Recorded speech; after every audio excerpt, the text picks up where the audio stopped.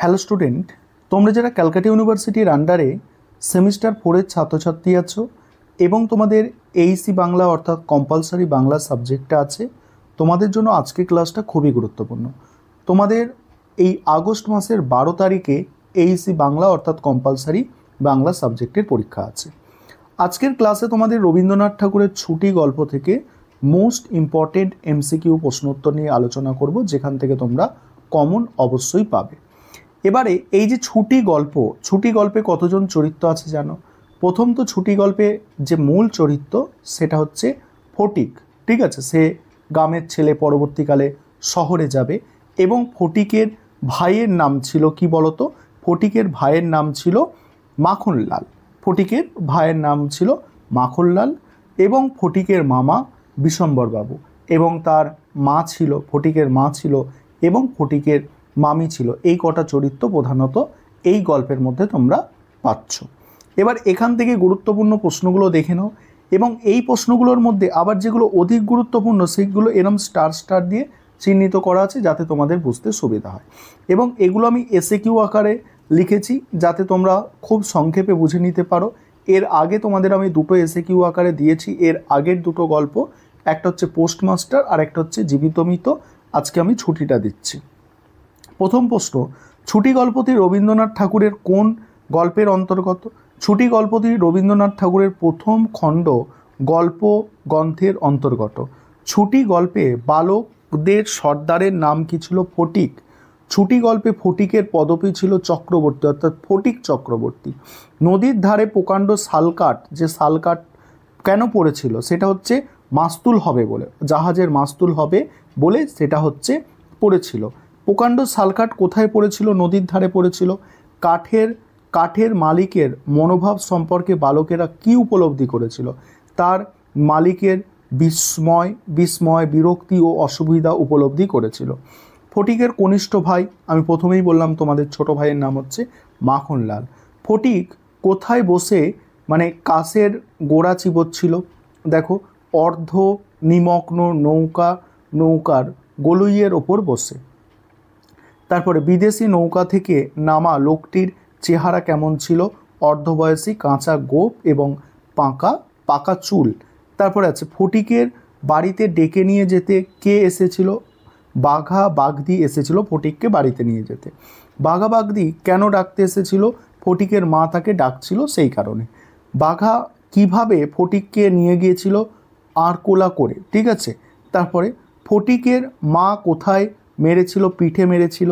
কাঁচা পাকা বাবুটির সম্পর্কে ফটিকের কি সম্পর্ক? তিনি ছিল ফটিকের মামা, ওই যে বিশম্বরবাবু বলছিলাম, ফটিকের মামার নাম বিশম্বরবাবু।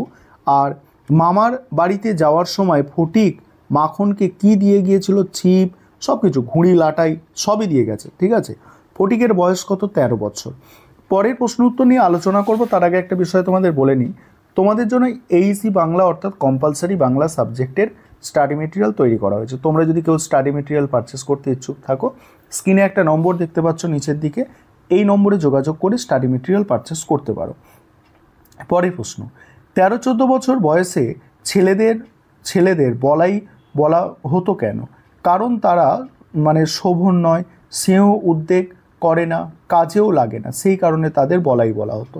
ফটিক কোন মাসে অসুস্থ হলো? শ্রাবণ মাসে সে অসুস্থ হয়ে পড়ল। তারপরে ফটিক যখন পুলিশ নিয়ে যায় তখন পুলিশ নিয়ে যায় তখন রাস্তার অবস্থা কেমন ছিল? রাস্তায় 1 হাঁটু জল ছিল। কতজন পুলিশ ফটিককে নামায়? 2 জন। এক বাঁও মেলে না, কারা বলতো? মাঝিরা বলতো। তারপরে দেখো, ফটিক খালাসিদের জল মাপা কোথায় দেখেছিল? কলকাতার স্টিমারে আসার পথে। বিশম্বরবাবু কোথায় কাজে গিয়েছিল? পশ্চিমে।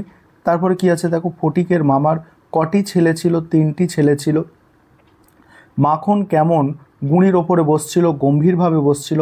যখন বসার পরে মাখন বসার পরে ছেলেরা কেমন হয়েছিল? বিমর্ষ হয়ে গিয়েছিল। ফটিক মাখনকে কি বলেছিল? মার খাবি, এই বলে বলছে এইবেলা ওঠ। তারপরে মাখন না উঠলে ফটিক কিসের ভান করেছিল? যেন এখনই শাসন করতে পারে। ঠিক আছে। তারপরের প্রশ্ন কি আছে দেখো, মাখন কাঠ গড়াতে রাজি হয় কেন? রাজি হয় কেন? এতে তার গৌরব আছে ভেবেছিল। কাঠ গড়ানোর সময় ছেলেরা কি বলেছিল? মারো ঠেলা হেইয়া। তারপরে দেখো সাবাস জোয়ান হেইয়া। তারপরে দেখো, মাখন কি অবস্থায় পড়ে গিয়েছিল? তার গম্ভীর্য, গৌরব ও তত্ত্বজ্ঞান সমেত। মাখন পড়ে গেলে বাকি ছেলেরা কেমন হয়েছিল? হষ্ট হয়েছিল। এটা কষ্ট লিখবে, কষ্ট। ঠিক আছে। ফটিক কেমন হয়েছিল? শশব্যস্ত হয়েছিল। তারপরে মাখন কি করেছিল? ফটিকের ওপর গিয়ে তাকে মেরেছিল। মাখনের পর ফটিক কি করেছিল? কাছের গোড়া চিবোতে বসেছিল। মারের পর, ঠিক আছে। তারপরে ফটিককে কে আড়কোড়া করে নিয়ে গিয়েছিল? বাগদি। তারপরে ফটিককে দেখে মা কি বলেছিল? আবার তুই মাখনকে মেরেছিস? মাখন কি বলেছিল? হ্যাঁ, মেরেছে। তারপরে এরপরে ফটিক কি করেছিল? মাখনকে এক সশব্দ চর কষিয়েছিল। মা ফটিককে কেন মারল? সে মাকে ঠেলেছিল বলে। বিশম্বরবাবু কি বলেছিল ঢুকে? কি হচ্ছে তোমাদের?